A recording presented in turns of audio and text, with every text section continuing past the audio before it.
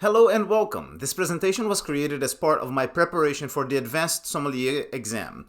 I hope you can find useful information in here, and please feel free to post any comments you may have in the comment section. In this video, we will talk about Austria, so let's begin. I would like to start by showing the sources I used to gather this information. These are some of my favorite wine books, and I strongly suggest using them for any research. Viticulture possibly started with Celtic plantings early on. There's also Roman historical records of plantings. Vine cultivation stopped in the 1st century but was revived by Emperor Probus in the 3rd century. Cistercian monks influenced viticulture, and in the 8th century vineyards went under clerical control. Vienna was the largest consumer of local wines, and the demand ensured that Austrian wine regions flourished.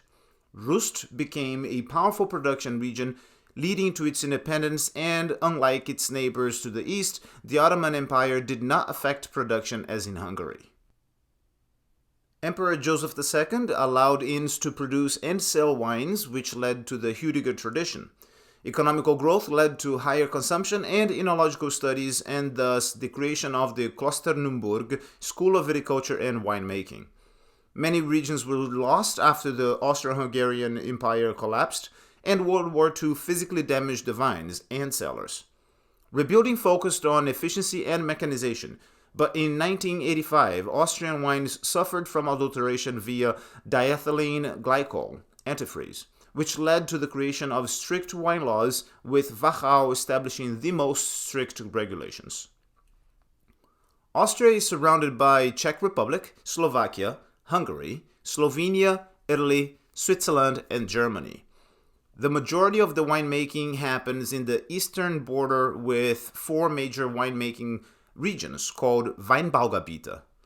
From north to south, they are Niederösterreich, with the largest acreage and a mixture of old and young soils, granite, gneiss, loess, and alluvial. Wien, German for Vienna, with the smallest acreage and predominantly limestone soil. Burgenland, the second largest region with limestone and slate soil, and Steiermark in the south with gneiss, mica, schist, and limestone soil.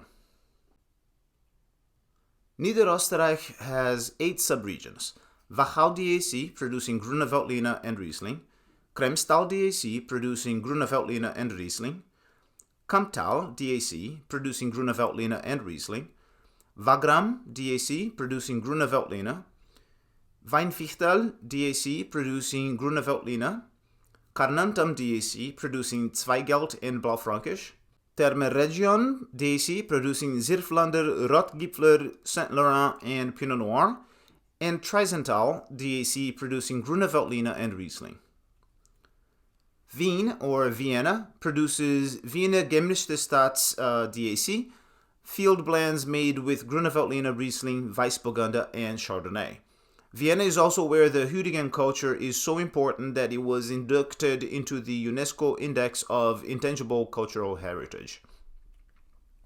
Burgenland has 6 subregions: Neusiedlersee DAC producing Zweigelt, Leitaberg DAC producing Weissburgunder, Chardonnay, and Blaufränkisch, Ruste Aubruch DAC producing Welsh Riesling, Weissburgunder, Chardonnay, Muscatella, and Furment, Rosalia DAC producing Blaufränkisch and Zweigelt, Mittelburgenland DAC producing Blaufränkisch, and Eisenberg DAC producing Blaufränkisch. Steiermark, or Styria, with 3 subregions: Vulcanland Steiermark DAC producing Welsh Riesling, Weissburgunder, Sauvignon Blanc, and Traminer, Südsteiermark DAC producing Sauvignon Blanc, which is its signature grape, Muscatella, Weissburgunder, Morillon, another name for Chardonnay, and Riesling in the Sausal region, and West Steiermark DAC producing Blauer Wildbacher, Sauvignon Blanc, and Weissburgunder. Located at the 48th parallel north, Austria is in line with Seattle, Newfoundland, and Alsace, with a continental climate and plenty of rain shadow. There are wild and regular diurnal shifts, and the region is moderated by the Danube River, Neusiedlersee Lake, Pannonian Plains, and the Alps. Grüne Veltliner dominates plantings predominantly found in Niederösterreich, accounting for 30% of national land under vine. Welsh Riesling, mainly found in Steiermark and Burgenland, accounts for approximately 10% of national plantings. Other important cultivars include Riesling, Pinot Blanc, here known as Weißburgunder, Chardonnay, known as Morillon in Steiermark, Sauvignon Blanc, Zweigelt, and Blaufränkisch. There are 3 levels of quality. At the bottom of the pyramid is vine. It stipulates that at least 3 white Qualitätswein grape varieties must be planted together in a Viennese vineyard, which is entered in the register of the Viennese Vineyard Directory as Wiener Gemischtes Staats field blend. The greatest proportion of a grape variety must not be higher than 50%, while the third largest proportion must be at least 10%.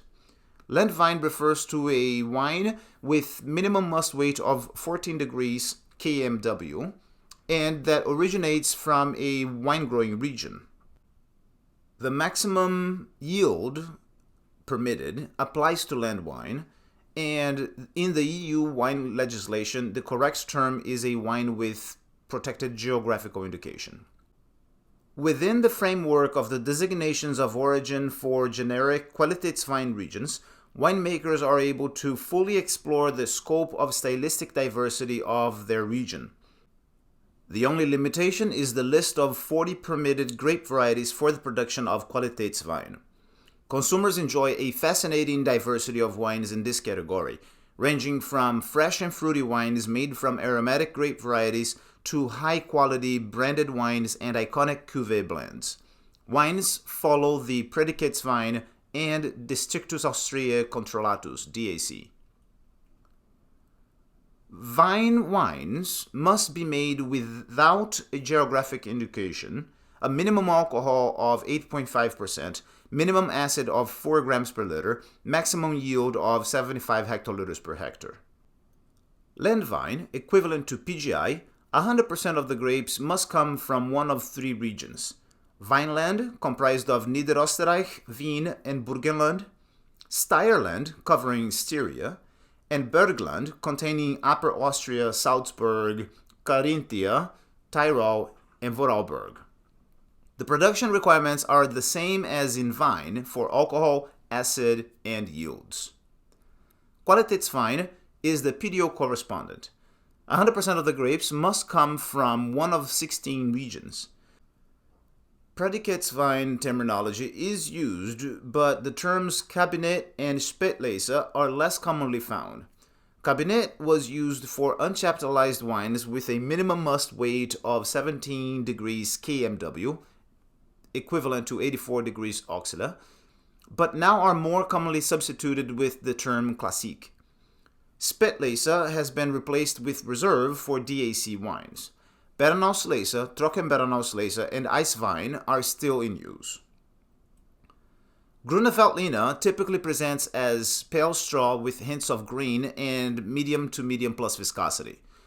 On the nose, a medium to medium plus intensity, youthful with fruit notes of grapefruit, lime, lemon, underripe to ripe peach, nectarine, yellow cherry, green and yellow apples, pear, green plum, non-fruit notes of white flowers, honeysuckle, pepper, wasabi, arugula, watercress, radish, lentil, sugar snap pea, celery, tarragon, chives, lees, cheese, smoke, earth characteristics such as stone and granite, and no perceptible evidence of oak usage.